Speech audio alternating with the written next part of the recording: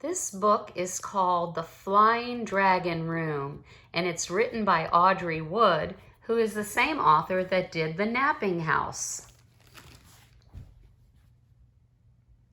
It was summer, and Patrick's mother and father had hired Mrs. Jenkins to help them paint the house. Patrick wanted to help paint the house as well, but his parents just thought he would get in the way. That's when Mrs. Jenkins brought out her special tools. "I just built something fun with these," she says. "Why don't you borrow them and see what you can make?"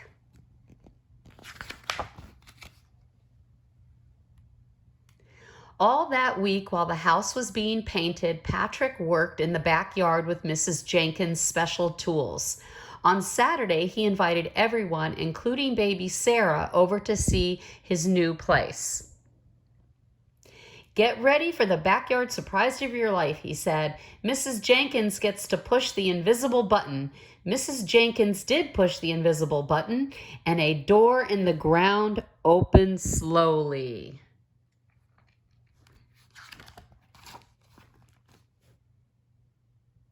Everyone followed Patrick down the steps through a dark tunnel into a large cavern. "Welcome to the subterranean room," Patrick said. "Step right this way for a tour of the small creature garden."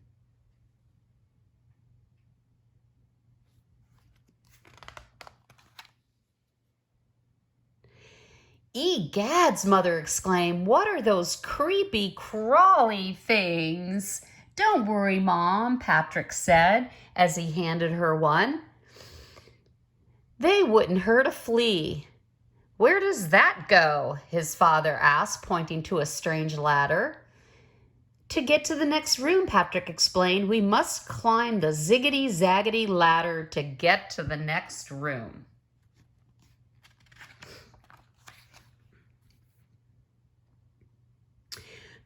"Welcome to the bubble room," Patrick said. Mrs. Jenkins peeked through an enormous bubble. "What's that gizmo over there?" she asked. "That," Patrick explained, "is my Bigger Benner bubble blower. It never quits unless I say," and then he whispered, "Ubble, ubble, no ubbly bubs." "Oh no," Mother cried. "Where is baby Sarah?" "Follow me," Patrick said. "I know where she went." And this is the bubble room. "Welcome to the food room," he said. "There's plenty for all. Help yourself."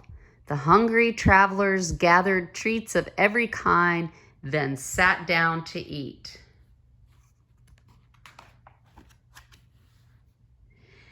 When they finished, Patrick pulled on a monkey chain. Where's Patrick? There's the lady painting. There's his mom and dad. And there's Patrick.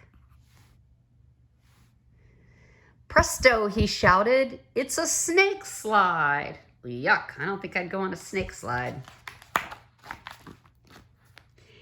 "Welcome to the jumping room," Patrick cried. "Jump up and down, scream all you want. That's what you do in the jumping room." "Whoopee!" Mrs. Jenkins shouted as she did a backflip with a twist.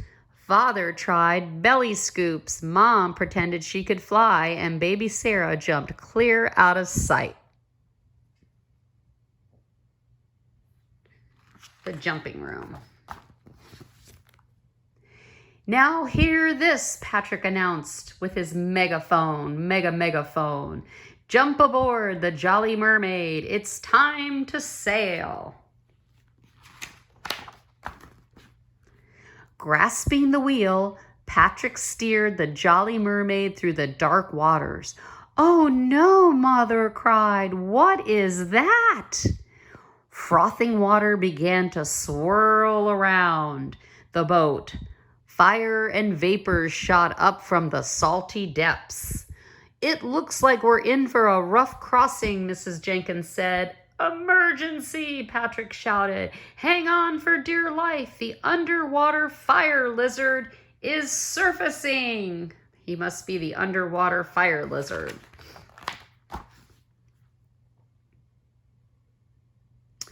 The clawed hand of a giant sea monster reached for the Jolly Mermaid. Patrick threw open Mrs. Jenkins' toolbox and took out a measuring stick. Pointing it at the creature, he shouted, "Water lizard, fireworm, X apostrophe, shrink, shrink, shrink." As the shrinking sea monster tumbled through the air, Patrick reached out and caught it. "Another fine specimen for my small creature garden," he said. "Hooray!" Father cheered, giving his son a hug. "Patrick is our hero," Mother agreed, kissing him on the cheek.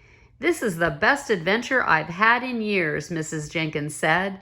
The Jolly Mermaid sailed peacefully up a river and into a lush lagoon.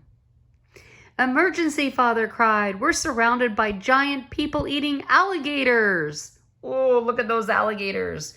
"Don't worry, Dad," Patrick said. "They're friends of mine. Welcome to the friendly wild animal room." Remember, boys, that's a giraffe. All the friendly wild animals gathered around. Mother braided a buffalo's curly locks. Father tickled a giraffe's chin. Baby Sarah snuggled up with a napping lion. There's baby Sarah with the napping lion. There's Mom braiding the buffalo hair. And is that a Tyrannosaurus Rex over there? Mrs. Jenkins wanted to know. I do believe she's right. "Yep," Patrick said. "Give her some carrots, Mrs. Jenkins. She likes them." "Why, she's just as tame as a kitten," Mrs. Jenkins said. "I like your place, Patrick. There's no place like my place," he agreed. "Perhaps," Mrs. Jenkins said, with a wink, "but you haven't seen my place yet." "Your place?" Patrick exclaimed. "Yep," she said. "Everyone's invited to my place tomorrow morning." Mrs. Jenkins blew on her whistle, then picked up her special toolbox.